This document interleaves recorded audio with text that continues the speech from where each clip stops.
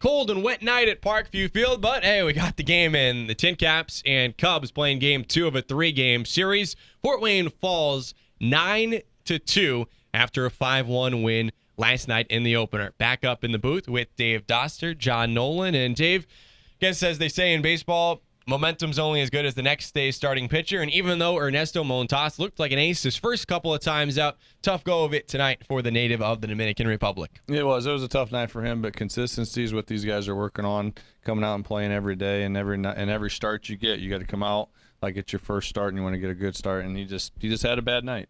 Fort Wayne out-hit South Bend, but it was walks that really proved most troublesome for Fort Wayne pitching tonight, notably in the second through fourth innings. Then it was in the second inning that South Bend had the bases loaded and had Charcer Burks up a 2-run single to give South Bend an early 2-0 lead, and then 2 batters later, Trey Martin with a ground ball that proved troublesome for the TinCaps, and all of a sudden, early on, Fort Wayne found itself behind 4-0, 2 runs coming in on that error, and a 4-0 hole was going to be too big for the TinCaps to claw out of on this evening.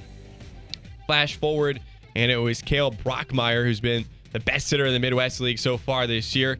He delivers an RBI single to put South Bend up 9-0 early on, and the TinCaps would put together some hits. Michael Geddes had a triple for Fort Wayne, and he'd come in on a Nick Torres RBI single. So you still saw some promising things out of Fort Wayne's offense. You did. They didn't give up. They battled all night, and these conditions were not good.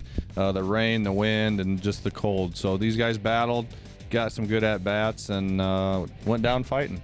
And the pitching out of the bullpen for Fort Wayne, pretty impressive too. After Jimmy Brosavon was the first reliever used, he had control issues just like the starter Montas did, but after that, Kyle McGrath in 3 innings struck out 5 batters. Willie Santos also effective out of the pen. So the TinCaps lose. The winning pitcher for South Bend was their starter, Trevor Clifton, his first win in the Midwest League, while Montas took the loss. He's now 2-1.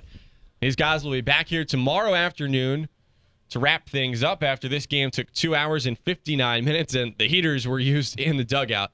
Attendance tonight, about 4,500. So tomorrow, it's the finale and a rubber match in this 3-game series. A 3:05 first pitch on a Sunday afternoon, and the TinCaps will turn to Taylor Cox, a left-hander who was pretty good his last time out at Lansing, went 5 innings. He'll just need some more run support than the TinCaps provided for Montas here tonight. So we appreciate you joining us tonight here at Parkview Field, and special thanks to everyone who is working tonight on our crew, especially those outside in the cold and the wet. And hey, biggest kudos of the night goes to Keith Winter and the TinCaps grounds crew, continuing this streak now of 199 consecutive games played at Parkview Field without a postponement. Last one was May 31st, 2012. This field looks pretty good tonight. As it always does. You couldn't tell it had been raining all day, and these guys put hard work in. They're out there sweeping the tarps, keeping the air underneath the tarp, and had this field ready to play. So thanks for joining us, and hope you can join us again tomorrow afternoon. We'll be on the air at 3 o'clock. For Dave Doster, John Nolan saying good night from Parkview Fields. This has been a TinCaps production.